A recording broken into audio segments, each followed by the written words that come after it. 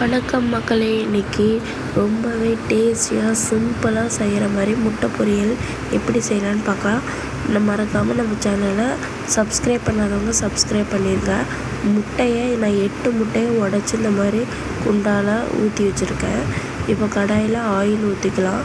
வெங்காயம், காஞ்ச மிளகாய் போட்டு, வரமிளகான்னு சொல்லுவாங்க, போட்டு நல்லா வதக்கிடலாம். அதில் கொஞ்சமாக கருவேப்பிலை போட்டு, வாசத்துக்கு தான் போடுறோம், அதையும் போட்டு நல்லா வதக்கிட்டு இதோடவே உப்பும் போட்டுக்கலாம்.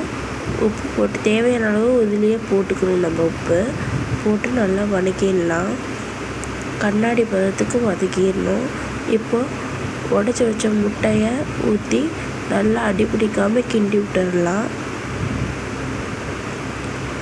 சிம்மிலேயே வச்சு நல்லா கிண்டிடுங்க.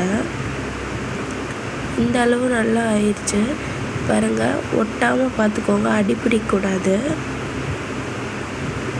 நல்லா இந்த மாதிரி கலந்து விட்டுட்டே இருக்கணும். நம்மளே இந்த மாதிரி அடிப்பிடிக்காமல் இருக்கணும்.